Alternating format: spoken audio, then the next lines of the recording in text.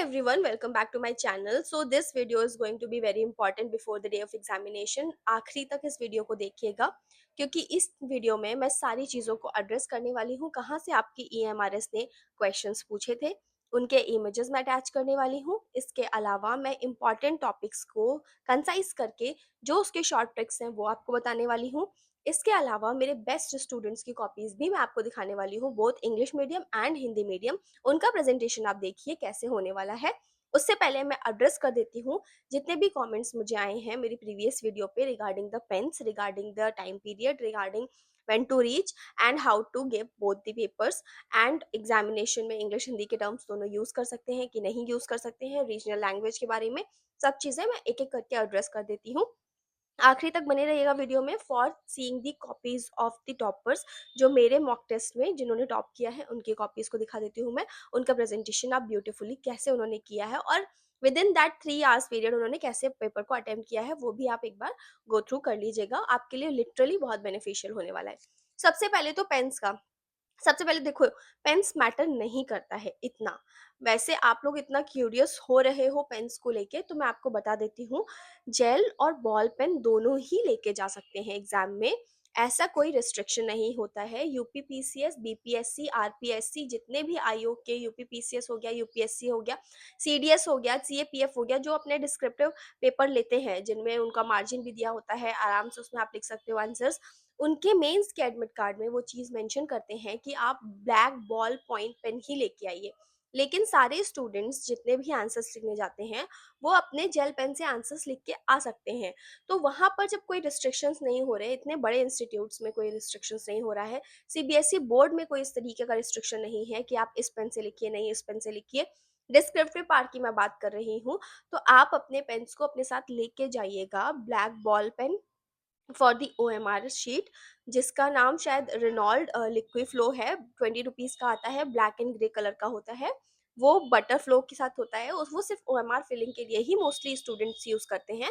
तो आप उस पेन को ले लीजिए for the OMR filling part. And जो भी आपकी डिटेल्स आप जब एग्जामिनर आपसे फिल कराएगा उन सबको डिटेल्स को फिल करने के लिए बहुत अच्छा पेन होता है वो, आप वो ले लीजिए फॉर द OMR फिलिंग। ठीक है।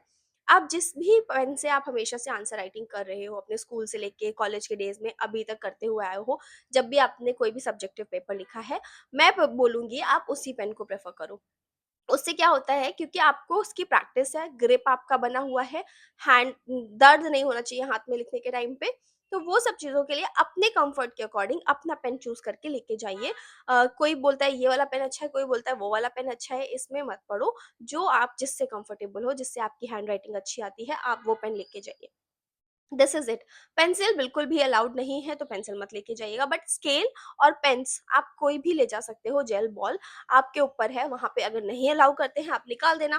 बैग लेके जा ही रहे हो, कोई दिक्कत नहीं है, निकाल के रख दीजिएगा। बट अपनी संतुष्टि के लिए लेके तो जाइए। वहां जाके अगर उन्होंने अलाउ कर दिया फिर आप सोचोगे कि काश मैं ले आता। तो इसलिए अपनी संतुष्टि के लिए वो चीज लेके जाइए, जो भी आप जिसमें भी कंफर्टेबल हो वो चीज। ठीक है। अपार्ट फ्रॉम दिस, वॉच मत पहन के जाइएगा जनरली। तो वॉच वहाँ पे मिलेगी आपको क्लासरूम्स के अंदर। और वॉच हमेशा उतरवा देते हैं, सारे एग्जाम्स में उतरवा देते हैं। मेहंदी जिसने लगा लिया है उनका भी एक क्वेश्चन था कि क्या मेहंदी लगा लिया है अब अलाउड होगा या नहीं होगा। देखो, आपने लगा लिया है तो अब छुट तो सकता नहीं है, तो अलाउड हो ही जाएगा अल्टीमेटली। और कोई ऑप्शन है नहीं, वो लोग आपको छुटाएंगे तो नहीं वहां पे। तो प्लीज इस बात में भी टेंशन मत लो। अगर लगा लिया है, लगी हुई है, नहीं छुट रही है, चले जाओ एग्जाम में, कोई दिक्कत नहीं है। ठीक है। Now the most important thing कि अब हम कैसे कॉपीज को एड्रेस करेंगे, कैसे हम टाइम पीरियड में करेंगे। 9th एंड 10th हमने सिर्फ पढ़ा है, 11th से पेपर 2023 का आया है। अब बहुत टेंशन हो रहा है क्या करना चाहिए। अभी क्या बचा है, समय बहुत लिमिटेड है। एक दिन का टाइम है, आज ही भर का टाइम है, आप उसमें क्या कर सकते हो। पैनिक होने की जरूरत नहीं है। पेपर जब आपके सामने आएगा तब आप पैनिक होइएगा, तब आप अपने आप को सोचिएगा कि मैंने ये नहीं पढ़ा, वो नहीं पढ़ा। जब तक पेपर नहीं है उससे पहले ही उसका फियर लाने की जरूरत नहीं है। ठीक है। पेपर आप जब देखोगे तो मोस्टली पेपर बैलेंस्ड फॉर्मेट में होगा। कोई भी पेपर में बहुत हायर कॉन्सेप्ट्स मुझे नहीं लगता पूछे जाएंगे। आपको एकदम बाहर नहीं निकालना है, उन्हें कुछ स्टूडेंट सेलेक्टेड भी चाहिए। तो जिनका कॉन्सेप्ट क्लैरिटी अच्छा है उनका पेपर अच्छा हो जाएगा। आप टेंशन मत लीजिए। क्वेश्चन में बहुत सारी, जैसे अब लोग बोलते हैं कि हमारा सिलेबस इतना वास्ट है, उसमें से कौन से टॉपिक से क्वेश्चन बन सकता है। सारे टॉपिक से क्वेश्चन बन सकता है, ऐसा कोई टॉपिक नहीं है जिससे क्वेश्चन नहीं बन सकता। आपने बोर्ड के पेपर देखे होंगे, 10th बोर्ड के पेपर देखिए। 12th बोर्ड के पेपर देखिए, जितना सिलेबस होता है उसमें से सारे में से क्वेश्चंस बन जाते हैं। तो हमें तो 55 क्वेश्चंस के साथ डील करना है, तो कोई भी टॉपिक से क्वेश्चन बन के आ सकता है। कोई ऐसा अगर आपको बोल रहा है कि ये टॉपिक बहुत इंपॉर्टेंट है, वो टॉपिक बहुत इंपॉर्टेंट है, तो ये सब मिथ है। जिस टॉपिक को एग्जामिनर चूज करेगा, उसको जो लगेगा कि उसे उस पर क्वेश्चन बनाना है, वो उस पर क्वेश्चन बना देगा। नाउ द थिंग इज कि अब हम क्या करें, मतलब 11th 12th नहीं पढ़ा है, तो अब क्या इसके आप दोबारा से पढ़ने की कोशिश करें, या शॉर्ट ट्रिक्स देख ले, या चैट जीपीटी से कंसाइज करा के उसको पढ़ लेते हैं। देखो, इस सब चीज़ों से कुछ होगा नहीं अल्टीमेटली, क्योंकि अगर कोई क्वेश्चन पेपर बनाएगा तो वो थॉट को रख के क्वेश्चन पेपर बनाएगा, ऊपर ऊपर से क्वेश्चन पेपर नहीं बनाएगा। मोस्टली चांसेस ये हैं कि आपका एमसीक्यू पार्ट कंपैरेटिवली डिफिकल्ट हो सकता है, और जो आपका डिस्क्रिप्टिव पार्ट है वो मीडियम टू डिफिकल्ट की कंडीशन में हो सकता है। ठीक है? अगर कुछ चीज़ें जो आपको दिमाग में रखनी है डिस्क्रिप्टिव पार्ट के लिए, मैं बोल देती हूँ। जैसे आपके क्वेश्चन जो है वो अगर वन स्टेटमेंट टाइप है, जिसमें आपके discuss, evaluate, examine, critically examine, give your views, justify, ये सारे टर्म्स से क्वेश्चन की स्टार्टिंग हो रही है। What do you understand by this term, how do you justify this statement, whether the first part of the question interlinks to the second part of the question, if yes then how your arguments are going to be correct, ऐसा करके अगर questions आते हैं, ठीक है, जिसमें questions में ही thinking based questions हैं, ठीक है, उस क्वेश्चन में आपको इंट्रोडक्शन, बॉडी एंड कंक्लूजन देके आना है। इंट्रोडक्शन एज अ हेडिंग नहीं जाएगी, बॉडी एज अ हेडिंग नहीं जाएगी, कंक्लूजन एज अ हेडिंग नहीं जाएगा। कंक्लूजन मोस्टली 2 लाइन का होगा, इंट्रोडक्शन मोस्टली 2 से 3 लाइन का होगा, और बॉडी में आपके 5 to 6 पॉइंट्स जाएंगे, जहाँ पे एग्जाम्पल्स या डायग्राम्स आपको देना है।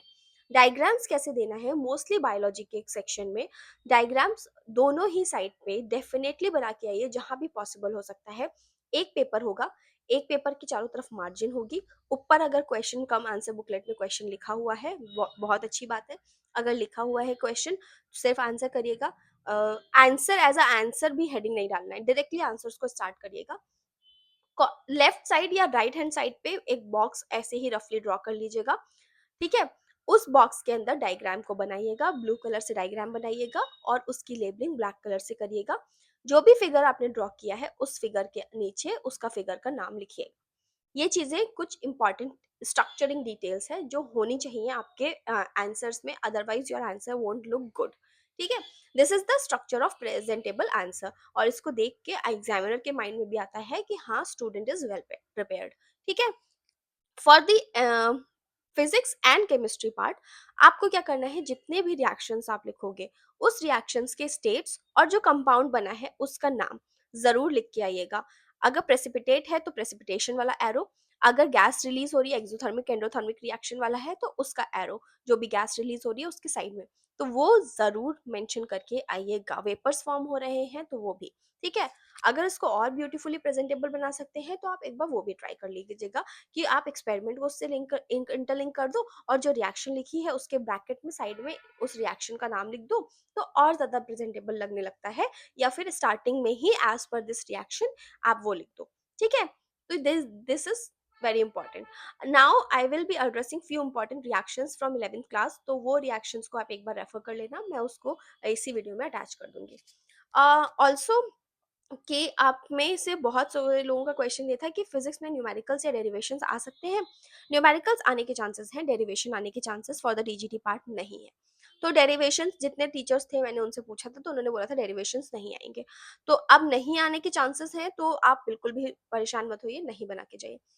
अगर आप फिजिक्स के किसी भी क्वेश्चन में एड्रेस कर रहे हो, जो क्वेश्चन मोशन से, ग्रेविटेशन से, किसी भी चीज से रिलेटेड है, पोटेंशियल एनर्जी, काइनेटिक एनर्जी अगर मेंशन किया हुआ है, तो वहां पर ट्राई करिएगा कि उन क्वेश्चंस में ग्राफ जरूर देके आए, जो भी क्वेश्चन पूछा है उससे रिलेटेड। ठीक है, वो आपके आंसर को प्रेजेंटेबल बनाता है। यहाँ पर डायग्राम जाते हैं फिजिक्स पार्ट में। वर्क, एनर्जी की थ्योरम, ठीक है, थर्मोडाइनमिक्स से रिलेटेड जो हीट्स वगैरह के थ्योरम होते हैं, जो बॉल्स में वर्क डन हुआ है, स्प्रिंग ऑसिलेशंस वगैरह है, तो उसके जो डायग्राम्स होते हैं वो एक बार देख लीजिएगा, और वो जरूर बना के आइएगा। हाँ, फोर्स में भी आपके जो बियॉन्सी फोर्स वगैरह होते हैं, फ्लूइड्स के जो चैप्टर में है आपके, फ्लोटेशन एंड फ्लूइड्स वाले में, तो उसमें से भी आप डायग्राम्स तीनों के कंपेयर करके बना सकते हो, वो बहुत प्रेजेंटेबल लगता है। Now for the chemistry part, जो भी कोरोजन से रिलेटेड डायग्राम है वो आप बना के आइएगा, नेल का तीनों में शो करके ABC करके कि जिसमें मॉइस्चर है, जिसमें मॉइस्चर नहीं है तो क्या हो रहा है, वो तीनों एक बीकर में बना के आप शो करके आइएगा, वो भी प्रेजेंटेबल लगता है अगर उससे रिलेटेड क्वेश्चन आता है तो। For the environment section I am going to attach one PDF जिसमें मैं आपको एक्सप्लेन कर दूंगी कि इन्वायरमेंट सेक्शन के लिए जो आपके कीवर्ड्स हैं, जो आपके सिलेबस में कीवर्ड्स दिए हुए हैं, उससे सारे रिलेटेड फैक्ट्स को कैसे कोट करना है। इंट्रोडक्शन में जितने भी इन्वायरमेंट से रिलेटेड क्वेश्चंस होते हैं उसमें फैक्ट्स आना इज मैंडेटरी।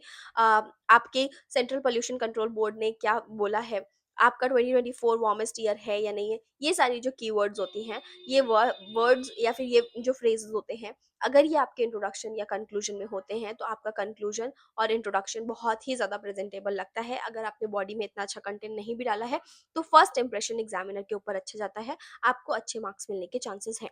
ठीक है, तो वो मैं पूरा यहाँ पे PDF आपको एक बार समझा के बता दूंगी कि कैसे कोड करते हैं, कौन सी लाइंस को यूज करते हैं कंक्लूजन में, तो वो आप एक बार रेफरेंस के लिए देख सकते हो for the better answer writing practice. ठीक है, now the important thing is कि टाइम मैनेजमेंट कैसे किया जाए मैम, कि कितने टाइम में हम MCQs को अटेम्प्ट करें और कितने टाइम में हम अपने आंसर राइटिंग को कंप्लीट करें। MCQ मैंने आपको बताया था कि आपके पास 3 आवर्स का टाइम है, मैक्सिमम टू मैक्सिमम आप MCQs को जितनी जल्दी खत्म कर सकते हैं उतनी जल्दी खत्म कर लीजिएगा।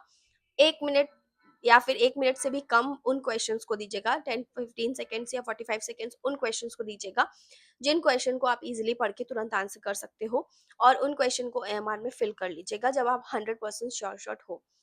एटलीस्ट 40 में से 30 क्वेश्चंस to 35 क्वेश्चंस अटेम्प्ट करके आने हैं। अगर अटेम्प्ट कम होता है तो already out of the race होने के चांसेस ज़्यादा हो जाते हैं। क्यों मैं ऐसा बोल रही हूँ? क्योंकि एक्यूरेसी अगर जब तक आपने मेंटेन नहीं की है, अगर आप बहुत अच्छे से पेपर्स जितने देते हुए आ रहे होंगे, मॉक टेस्ट अगर आपने बहुत सारे सॉल्व किए होंगे और उसमें आपने यही चीज़ को प्रैक्टिस किया होगा, बहुत लोग टेक्स्ट बुक से लगा रहे थे। टेक्स्ट बुक से एज़ इट इज़ क्वेश्चंस उठ के नहीं आते हैं कभी भी। टेक्स्ट बुक टाइम मैनेजमेंट के लिए बहुत अच्छी चीज़ है, टेक्स्ट बुक से आप टेस्ट पेपर्स लगाइए for the time management only. वहाँ पे आपको सिर्फ ये देखना है कि कितने आप कम नेगेटिव कर पा रहे हो, कितने ज़्यादा पॉजिटिव की तरफ जा पा रहे हो। जितने आपने टेस्ट लगाते गए हैं उसमें आपका टाइम पर सेकंड कितना लग रहा है, उसके लिए it is the best application. वो आपको टाइम मैनेजमेंट सिखा देती है। तो वहाँ से आप वो प्रैक्टिस कर सकते थे। जिसने नहीं प्रैक्टिस किया है टाइम मैनेजमेंट के लिए, उसके लिए मैं बोल रही हूँ कि फर्स्ट गो में आप अपने पेपर को देखिएगा। जो क्वेश्चंस डुएबल हैं उस क्वेश्चंस को 100% एक्यूरेसी अगर आपको लग रही है बिल्कुल करेक्ट है ये आंसर, उसको अपने OMR में फिल कर लीजिएगा।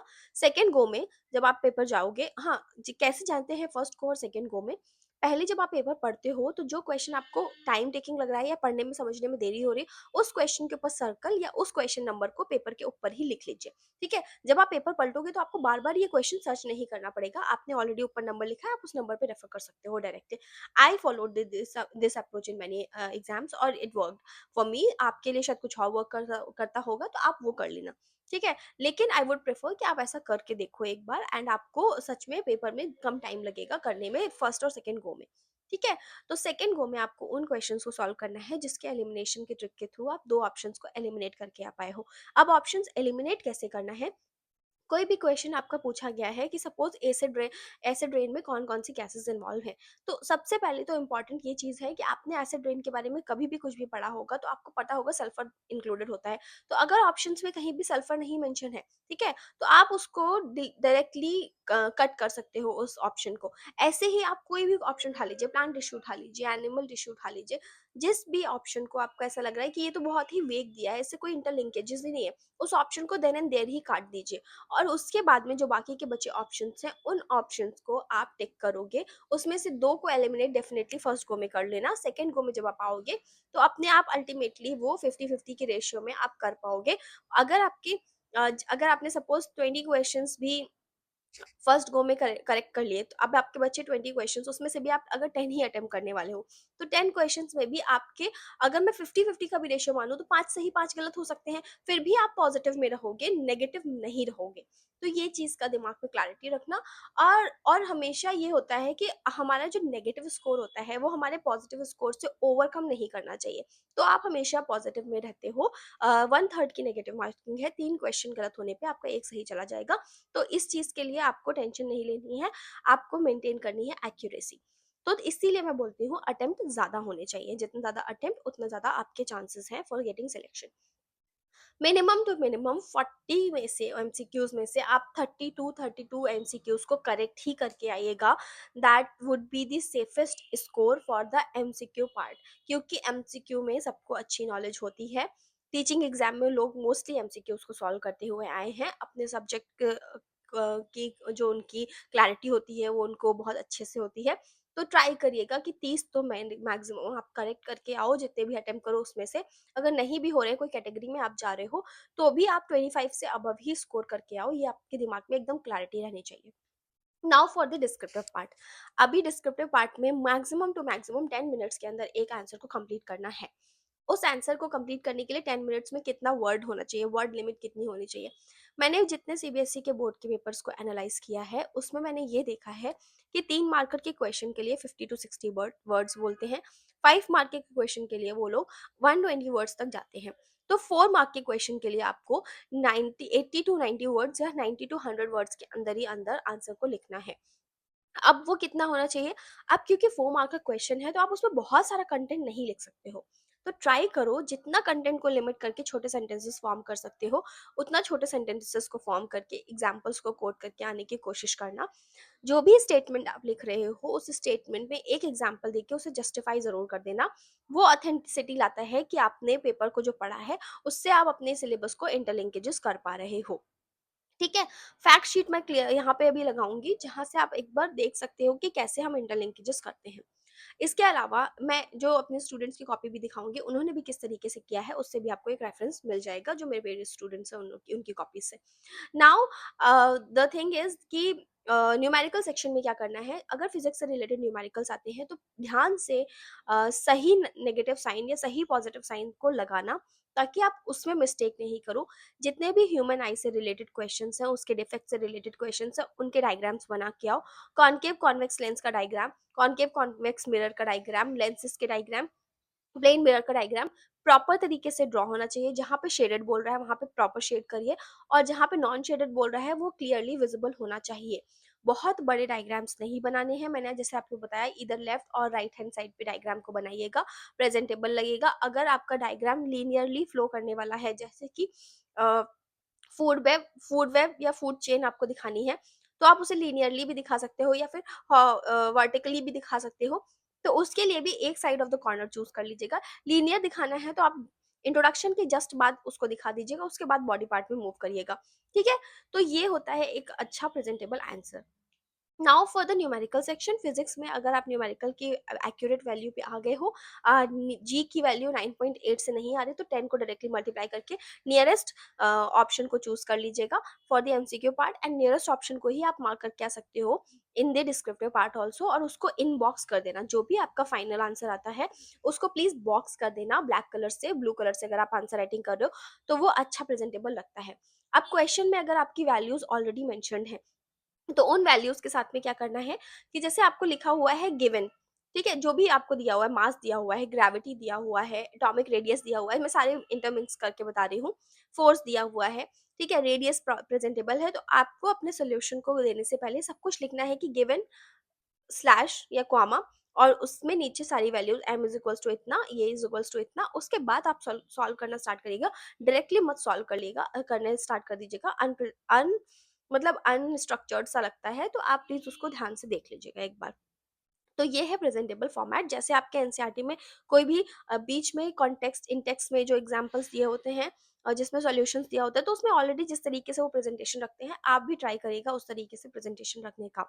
और अगर आपने डायग्राम को जैसे बना दिया है बायोलॉजी सेक्शन में, और आपको उसी को रेफर करना है, उसके डायग्राम के बारे में आप कुछ लिख रहे हो कॉन्टेक्स्ट में या फिर बॉडी पार्ट में, और डायग्राम आपने ऊपर ड्रॉ किया है, अपने फिगर का नाम दे दिया या फिगर नंबरिंग कर दी, तो उस फिगर नंबरिंग को जहाँ पे आपने कॉन्टेक्स्ट या जो सॉल्यूशन उससे रिलेटेड लिखा है, उसमें ब्रैकेट में जहाँ पे उस पर्टिकुलर टर्म का नाम लिखोगे, उस पर्टिकुलर टर्म के ब्रैकेट में फिगर नंबर या फिगर नेम मेंशन कर दोगे, तो और ज़्यादा सुंदर आंसर दिखेगा। ये है पूरा बुकिश फॉर्मेट, जहाँ पे आपके एनसीईआरटीज़ में जब आप पढ़ते हो, तो वो लोग लिखते हैं ना, refer page number this, refer figure number this. इस तरीके से भी आंसर राइटिंग में अगर आप लिख के आते हो, तो that is the age point जो किसी बच्चे ने नहीं किया होगा, तो वो भी आपके आंसर्स को थोड़ा यूनिक बनाएगा और उससे मार्क्स मिलने के चांसेस ज़्यादा रहते हैं। So this is it, I think I have addressed most of the things. 10 minute में आंसर को कंप्लीट करना है। 15 क्वेश्चंस है। 10 मिनट, किसी में 10 मिनट लगेगा, किसी में 7 मिनट लगेगा, किसी में 5 मिनट भी लग सकता है न्यूमेरिकल सेक्शन में। तो उस चीज को बस ध्यान में रखते हुए बैलेंस फॉर्मेट में पेपर लेके चलेगा। Paper completion is must. Paper complete किए बिना मत आइएगा, चाहे जितना भी आपको कंटेंट आता हो। जागरण अगर नहीं लिख रहे हो तो पिन पॉइंटेड चीजें लिख के आना। अगर कुछ समझ में नहीं आ रहा है, उस केस में जो 10th में आपने पढ़ा है उसी बेसिस पे उस क्वेश्चन को एड्रेस करके आ जाइएगा। बट पेपर जरूर कंप्लीट करके आइएगा। कुछ भी अगर आप डिस्क्रिप्टिव पार्ट में लिख के आते हो, उसमें 4 मार्क्स में से आपको 1 मार्क्स, 0.5 मार्क्स मिलेगा ही मिलेगा। तो वो एडिशन ही है, नेगेटिव तो होगा नहीं। तो प्लीज आप एटलीस्ट ये एड्रेस करके आइएगा कि आप अपने पूरे 3 घंटे के अंदर सारे क्वेश्चंस को अटेम्प्ट करके आ रहे हैं। एमसीक्यू सेक्शन में सिर्फ जो नहीं आता है, बहुत ही डिफिकल्ट क्वेश्चन है, उसको छोड़ दीजिएगा, टच भी मत करिएगा। उसके साथ में 50-50 वाला सेक्शन मत रखिएगा। डिफिकल्ट क्वेश्चन बहुत सारे लोग नहीं एड्रेस करेंगे, नेगेटिव होने के चांसेस ज़्यादा हो जाएंगे, तो वो अवॉइड करिएगा। I think I'm all clear on all these details. So most important चीज़ है mental health। most important चीज़ है कि meditation, काम रहना during the entire paper। 6 घंटे अगर आप पेपर लिख रहे हो, टीजीटी पीजीटी दोनों, तो आपको और ज़्यादा स्ट्रेस फ्री रहना है। Paper is not the life, this exam is not your life. Exams आते रहेंगे, वैकेंसीज आ रही हैं, यूपी टेट की भी वैकेंसीज अनाउंस हो गई हैं। तो अब आपको सिर्फ अपने पे विश्वास रखना है। जो इस एग्जाम में अच्छा परफॉर्म नहीं कर पाएगा, अगर उसने केवीएस एनवीएस क्वालिफाई किया है तो वो अपॉर्चुनिटी भी आपके पास है। बस स्टे मोटिवेटेड, स्टे काम। इसके अलावा कुछ और नहीं सोचना है। सारी जितनी भी चीज़ें आपने आज तक पढ़ी हैं, सबका यूटिलाइजेशन अच्छे से आप एग्जाम में करके आ पाओगे। जब तक आपका माइंड काम है, जब तक आप अपने आप को स्थिर पोजीशन में रख पा रहे हो, सारी चीज़ें बहुत अच्छी होंगी। नाउ हाँ, एक और चीज़ कि पेपर हमारा प्लेन होगा या रूल्ड होगा। मोस्टली जितनी आयोग होते हैं जो एग्जाम को कंडक्ट कराते हैं इस डिस्क्रिप्टिव या सब्जेक्टिव टाइप के, उसमें पेपर प्लेन होता है। अ, लेकिन यहाँ पर जो टीचर्स हैं बहुत सारे यूट्यूब पे, वो बता रहे हैं कि रूल्ड होता है। तो मुझे इसके बारे में आइडिया नहीं है। जितने एग्जाम्स मैंने लिखे हैं उसमें पेपर प्लेन मिलता है मुझे। उसमें सारे चारों तरफ मार्जिन होती है, क्वेश्चन लिखा हुआ होता है ऊपर। और हमें, क्योंकि हमारा 10 वर्ड्स और मतलब 10 मार्क्स का और 15 मार्क्स का या 12.5 मार्क्स के क्वेश्चन होते हैं और 8 मार्क के क्वेश्चन होते हैं। तो उसमें हमें एक पेज A4 शीट का ये वाला साइड और ये वाला साइड दोनों मिलता है आंसर राइटिंग करने के लिए। इस कंडीशन में यहाँ पर जहाँ तक मैं समझ पा रही हूँ कि आप लोगों को एक ही पेज मिला जाएगा, first front page. Back side page शायद ना मिले या उस पर दूसरा क्वेश्चन हो, लेकिन ये बहुत अनइवन सा लगेगा, तो शायद आपको ये जो हमें हमें मिलता है वैसे ही पैटर्न आपको मिले। तो अगर वैसा है तो आप 1 पेज में पूरा लिख के आइएगा, सेकंड पेज में कंक्लूजन तक चले जाइएगा, 1.5 पेज की वर्ड लिमिट तक आप आंसर को लिख सकते हो। ठीक है? तो ये क्लियर क्लियर हो गया। बाकी चीज़ों से related I think I have addressed most of the things. Now please check this for the copy part, जिसमें प्रेजेंटेशन में दिखाऊँगी स्टूडेंट का and the important facts. Thank you so much and all the best, और अच्छे से paper दे के आइएगा। Stay hydrated, पानी पीते रहिएगा। जिसे भी बीपी से रिलेटेड दिक्कत है या फिर जो बहुत ज़्यादा घबराता है, अपने साथ में जो भी टैबलेट्स आप लेते हो वो सारे मेडिसिन्स और ये सब चीज़ें लेके जाइएगा। वोमिटिंग होती है तो पहले मेडिसिन ले लीजिएगा। सुबह-सुबह ब्रेकफ़ास्ट जो पेपर देने जा रहे हो, प्लीज़ ब्रेकफ़ास्ट करके जाइएगा। थोड़ा बहुत हल्का खाना खाइएगा। फ्रेश फ्रूट्स वगैरह खाइएगा। अ, ऑ ऑयली चीज़ें ज़्यादा नहीं खाइएगा, ताकि पेपर के टाइम पे आपको किसी भी तरीके का दिक्कत नहीं हो, ठीक है? एंड बेल्ट वगैरह बॉयज़ प्लीज़ मत पहन के जाइएगा, अवॉइड करिएगा, क्योंकि वो लोग जनरली निकलवा देंगे। So thank you so much, this is it and now please पूछा चेक गया दीज़ था, जो प्रीवियस ईयर क्वेश्चन डिटेल्स, पूछा गया ओके? था वो इस पेज से था। तो इंट्रोडक्शन में आयरन क्या होता है उससे रिलेटेड डिटेल्स आप पढ़ सकते हो यहाँ से। पिग आयरन क्या होता है, कास्ट आयरन क्या होता है, स्टील क्या होता है और रॉट आयरन क्या होता है। यहाँ से as it is paragraph type question बना था, तो आप इसको एक बार पढ़ सकते हो, रेफर कर सकते हो। सो पॉज़ करिए वीडियो को और यहाँ से पूरे कंटेंट को आप रीड कर सकते हो। Now I will show you कि थोड़ा सा इंपॉर्टेंट आपके फॉर्मूलेस कौन से हैं, उनको देख के जाइएगा। यस, तो कुछ इंपॉर्टेंट फैक्ट्स हैं, जैसे अगर आपका एनवायरनमेंट में कोर करंट फैक्ट पूछे क्लाइमेट चेंज से रिलेटेड, तो आप सुप्रीम कोर्ट के एक जजमेंट को कोट करके आ सकते हो, जिसमें एम.के. रजनी सिंह ने और यूनियन ऑफ इंडिया के केस में ये डिक्लेयर किया था कि आर्टिकल 14 एंड 21 क्यों इंपॉर्टेंट है। एनवायरनमेंट में कीवर्ड जैसे life support system, development foundation, ये लिख के आते हो तो अच्छे मार्क्स मिलते हैं। Pollution, climate stress, biodiversity loss, resource insecurity, interlinked, ये सब भी इंपॉर्टेंट है। नीड क्या होता है? Mitigation, adaptation, resilience and just transition, ये कंक्लूजन में जाता है। एग्जाम्पल्स, रजनी सिंह के सिन्हा केस एनवायरमेंट क्लाइमेट से रिलेटेड है, कॉन्स्टिट्यूशनल राइट को प्रोवाइड करने की बात करता है। State of India's environment report जो 2026 है, उसने क्या बोला है कि मल्टी डायमेंशनल एनवायरमेंटल डिक्लाइन हो रहा है।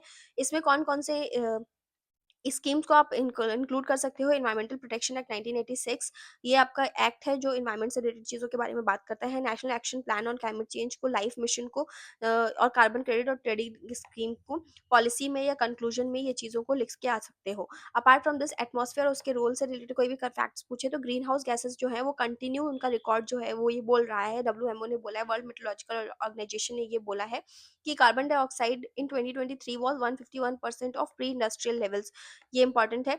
और भी डब्ल्यूएमओ ने क्या बोला है कि 2024 जो था वार्मेस्ट ईयर था ऑन रिकॉर्ड, जिसकी वजह से 1.55 degree Celsius above pre industrial level in one annual data sense. ये आपको बस इतना मेंशन करके आना है कि 2024 जो था वो वार्मेस्ट ईयर था एज पर डब्ल्यूएमओ, और इसकी वजह से 1.55 degree Celsius above pre industrial level जो हमारा एनुअल डेटा सेंस है वो इंक्रीज हो गया है। ठीक है, एक लाइन या दो लाइन में जो हम कीवर्ड्स को यूज करते हैं वो कौन से होते हैं? जैसे ट्रोपोस्फेयर को हम क्या बोल सकते हैं? Weather and pollution zone. Stratosphere को ओजोन शील्ड। और एटमॉस्फेयर इम्बैलेंसेस नाउ एंथ्रोपोजेनिक की कीवर्ड्स हैं। ठीक है, heat balance, weather, radiation shield, gas exchange, ये भी एग्जांपल्स इसके क्या है? Record heat in 2024 shows the disturbed atmospheric heat balance. Also tropospheric ozone rises linked partially to methane emission. इसके बाद स्कीम्स या पॉलिसीज में आप NCAP, CAP, QM, central commission of air quality management, India cooling action, ये सब mention करके आ सकते हो।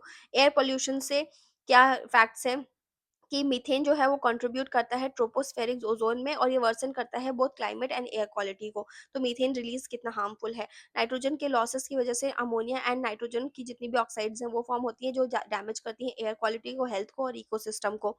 साइलेंट पब्लिक हेल्थ इमरजेंसी की नीड है। पीएम 2.5 एंड नाइट्रोजन डाइऑक्साइड या फिर नाइट N O two, S O two, ozone, ammonia, volatile organic compounds जो हैं, इनकी वजह से पोल्यूशन बहुत क्रिएट होता है जिसकी वजह से ओजोन लेयर खराब हो रही है। ठीक है, अर्बन ट्रांसपोर्ट, कंस्ट्रक्शन, बायोमास, इन सब की वजह से भी एक पोल्यूशन क्रिएट होता है। हमें अभी क्या ज़रूरत है? एयरशेड अप्रोच की ज़रूरत है, not city only approach. Airshed approach करने की ज़रूरत है, जैसे ऑल ओवर एनवायरनमेंट ठीक हो पाए।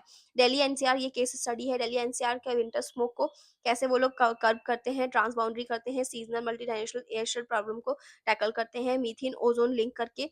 आप कैसे बता सकते हो कि climate mitigation is also improve करता है एयर क्वालिटी को। नाइट्रोजन पॉल्यूशन कैसे होता है? Fertilisers uses affect the both farm income and the air quality. तो नाइट्रोजन पॉल्यूशन की वजह से भी हमारा फार्म अफेक्ट हो रहा है और एयर क्वालिटी भी खराब हो रही है। इसमें BS6 के नॉर्म्स को इंक्लूड करके आ सकते हो।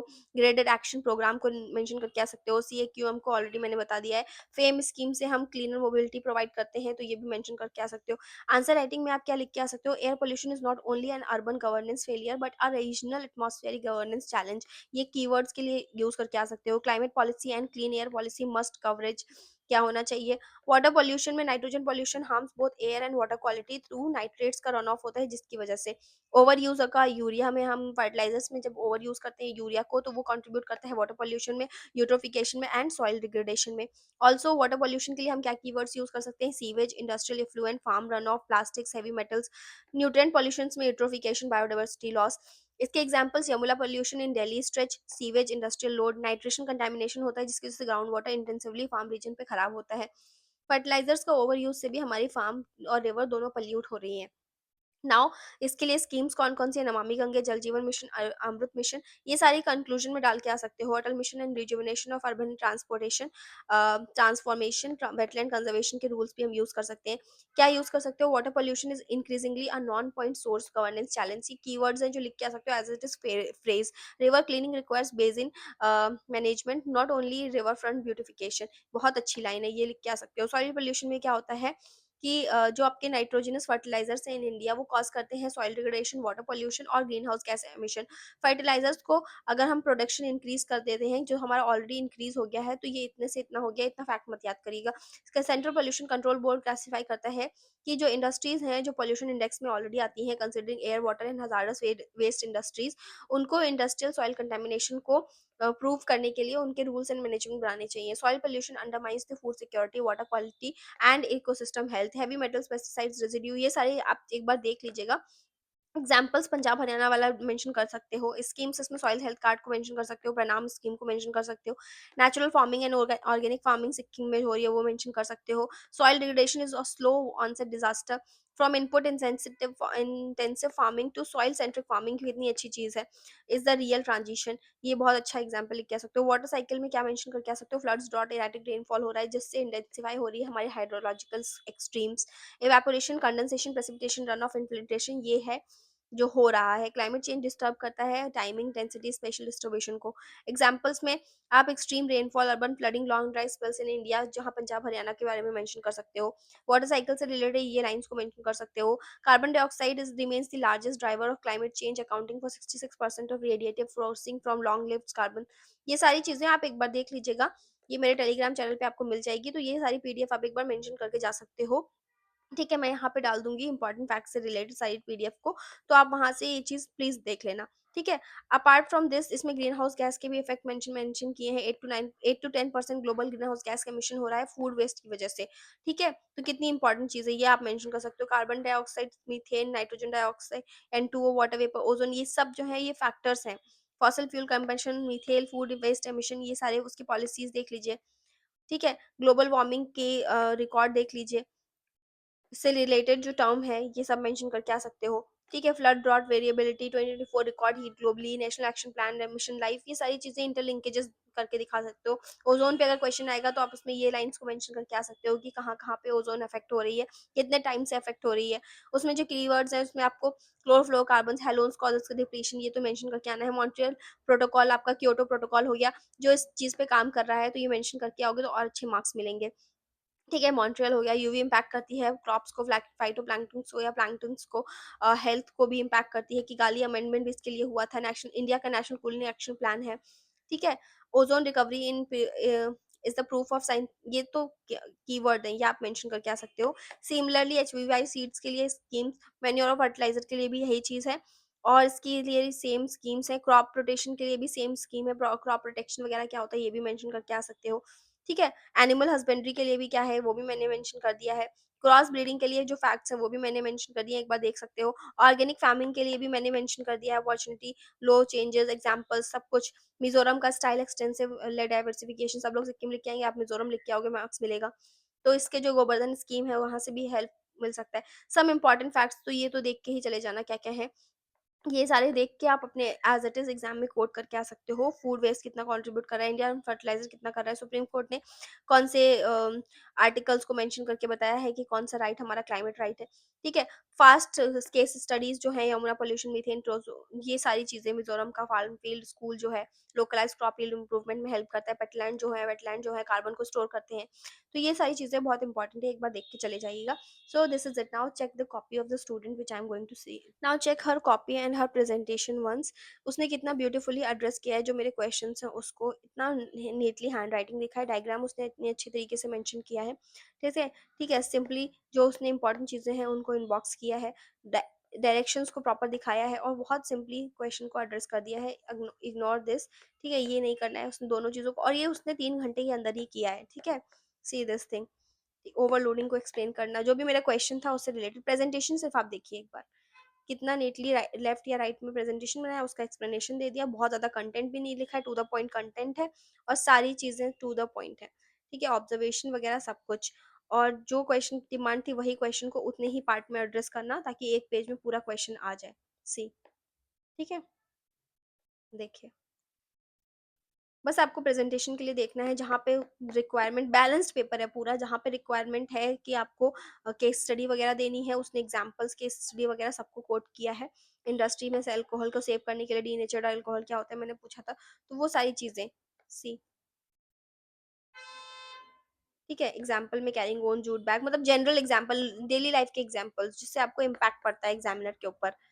ये डीडीटी का एक्सप्लेनेशन कैसे अब्ज़ॉर्ब हो रही है वो पूरा, सी बहुत छोटे diagrams but to the point diagrams, ठीक है?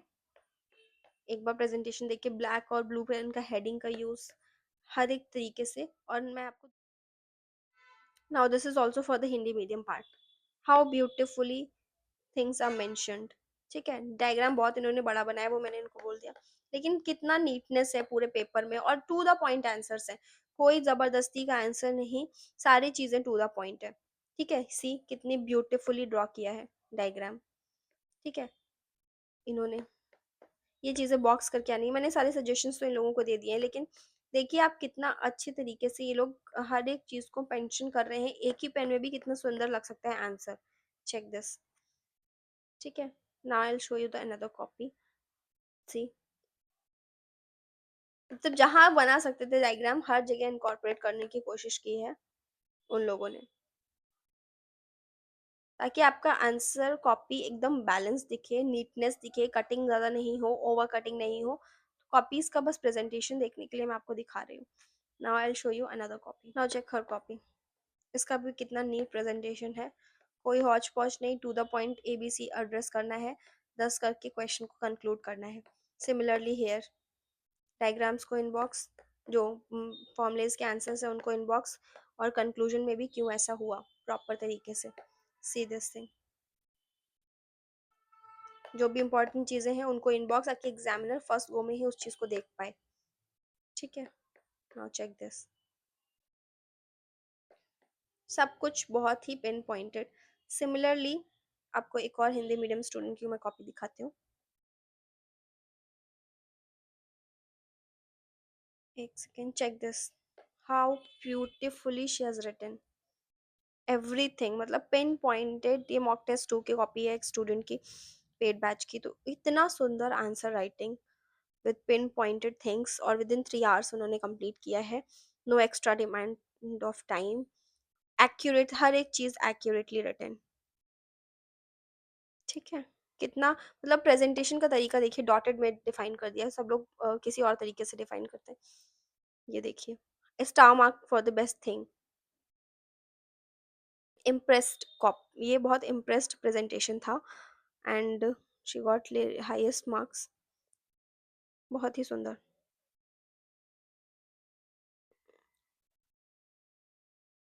ठीक है? बस बायोलॉजी में इनके डायग्राम्स मिसिंग है, but presentation pin pointed to the point content, and no over now writing this one, nothing. See the बहुत हिंदी वाला पार्ट, स्केच पेन को विद इन टाइम, इन्होंने भी पूरा टाइम लिमिट में ही लिखा, कोई एक्स्ट्रा टाइम नहीं लिखा, बहुत ही सुंदर तरीके से हर एक चीज़ को पॉइंट करना,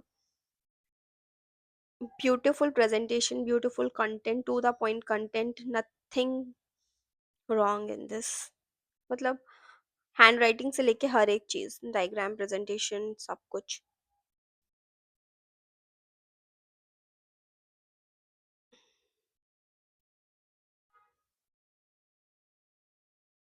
So that is it from my end. I hope everything is fine and do well in the exam. Chemistry की कुछ इंपॉर्टेंट चीज़ें हैं, इंपॉर्टेंट फॉर्मूलेज हैं, उनको आप एक बार देख के जाइएगा।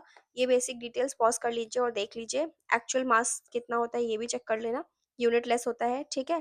ग्राम एटॉमिक मास कितना होता है ये चेक कर लीजिए। डेफिनेशन ऑफ मोल क्या होती है यहाँ से आप देख लो एग्जैक्टली, और 1 EMU कितना होता है ये पॉज करके देख लीजिए एक बार। मोल ऑफ एटम क्या होता है, मास अपॉन जो आपका जी एटॉमिक मास ऑफ मोलर, और मोलर मास इसको बोलते हैं, ठीक है? ये चेक कर लेना। 1 kg mole, gram mole, mole of molecule कितना होता है ये, कितना मोल कंटेन करता है पार्टिकल्स को, दिस वन, ठीक है?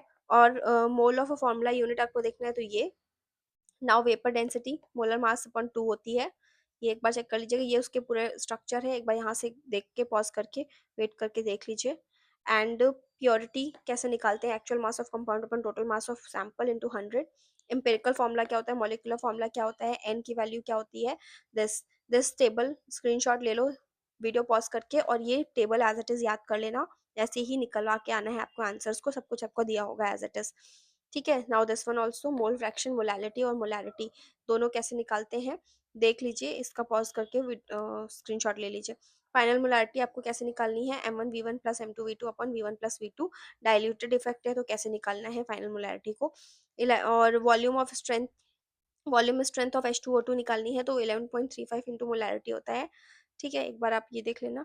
यूडियोमेट्री तो नहीं जानना है आपको। KOH सॉल्वेंट होता है, उसमें कौन कौन सी गैसेस अब्जॉर्ब जाती हैं, दिस इज इंपॉर्टेंट, प्लीज ये देख के जाइएगा एक बार। This thing should be learn. And atomic structure में इसकी मासेस देख लीजिए, वैसे तो आपको ऑलरेडी दिया होगा लेकिन देख लीजिएगा।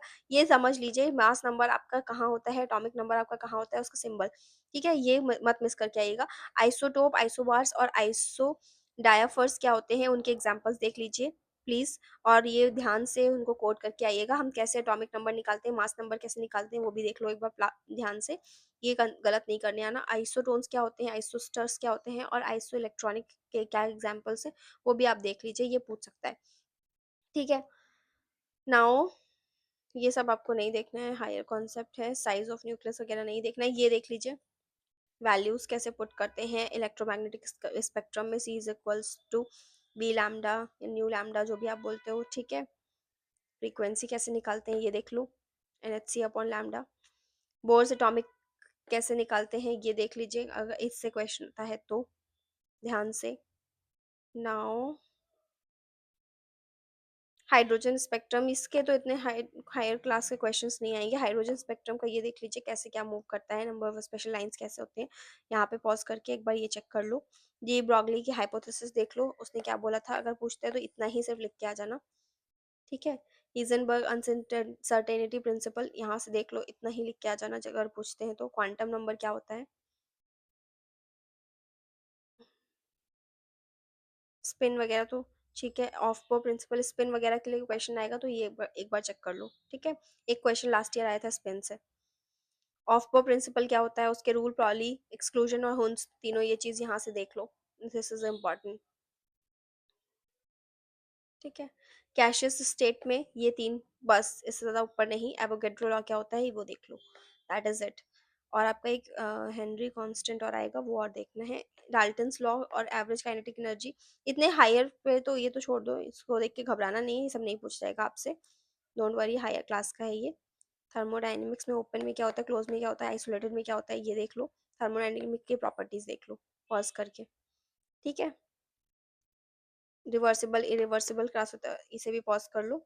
This is for the heat exchange, ये देख लो। एटॉमिसिटी क्या होती है, ये क्वेश्चन पूछेगा नहीं इससे। एटॉमिसिटी हायर कॉन्सेप्ट होगा, साइन कन्वेंशन भी नहीं पूछेगा। Law of thermodynamics, reversible process क्या होता है, और एडियाबैटिक और आइसोथर्मल क्या होता है, ये एक बार देख लो। ये सब नहीं जानना है, ये बस देख लो ग्राफ।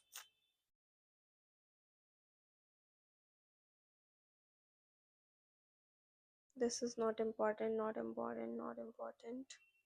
केमिकल इक्विलिब्रियम में बस ग्राफ देख लो। ठीक है, ग्राफ ओनली।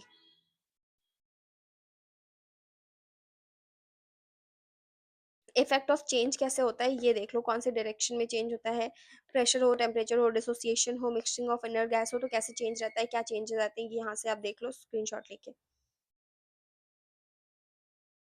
आयनिक इक्विलिब्रियम देख लो, स्ट्रॉन्ग एसिड्स कौन से होते हैं, वीक एसिड्स कौन से होते हैं, स्ट्रॉन्ग बेस कौन से होते हैं, वीक बेसिस कौन से होते हैं, ये ध्यान से देख लो, ये इंपॉर्टेंट है। एसिड एंड बेस का देख लो।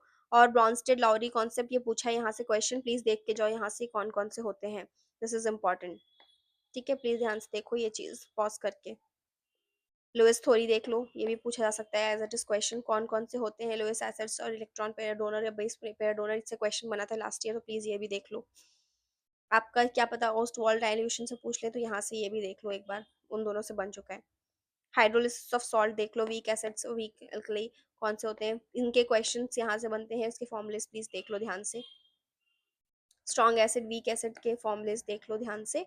दैट इज इट, आपसे इससे नहीं पूछा जाएगा। बफर सोल्यूशन से क्वेश्चन पूछा था लास्ट ईयर, तो ये देख लो उससे बफर सोल्यूशन से कैसे होता है, कॉन्जुगेट एसिड कॉन्जुगेट बेस कौन से होते हैं। इस बार आपसे पूछा जा सकता है कॉन्जुगेट एसिड कौन सा है, कॉन्जुगेट बेस उसे बोलते हैं, तो वो एक बार चेक कर लो पॉज करके वीडियो को। सॉल्युबिलिटी देख लो, डिसोसिएशन होता है तो कैसे होते हैं, सॉल्युबिलिटी क्या होती है, ठीक है, उसको कैसे एक्सप्रेस करते हैं, इसका सिंपल, हाँ। एप्लीकेशन देखो क्या होती है, कौन सी सॉल्युबिलिटी किससे कम हो तो क्या होता है, सैचुरेटेड अनसैचुरेटेड, ये देख लो। एसिड बेस के टाइट्रेशन, टाइट्रेशन तो नहीं पूछेगा, पीएच के रेंज पूछ सकता है, तो स्ट्रॉन्ग बेसिस का कितना होता है, फेनोक्सिलिन ये सब देख लो, फिनॉल रेड का कितना होता है, मिथाइल ऑरेंज का कितना होता है, दैट इज़ इट। इससे और कोई क्वेश्चन नहीं बनता है। बफर कैपेसिटी नहीं पूछेगा आपसे।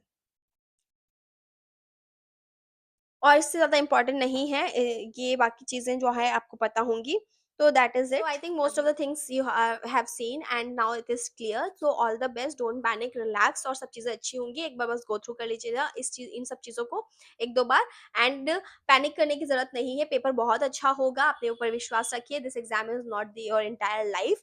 भरोसा रखिए अपने ऊपर, all the very, very best, and stay hydrated, stay motivated, अच्छे से जाइए। आज के टाइम आराम से सोइए, स्लीप 6 टू 7 आवर्स की मैंडेटरी है, और बाकी सब चीज़ें अच्छी ही होंगी। हम मिलते हैं एग्ज़ाम वाले दिन, so stay motivated, stay blessed, and all the very, very best for tomorrow. अच्छे से करके आइएगा, and make your parents proud. Thank you so much, and all the best, bye bye.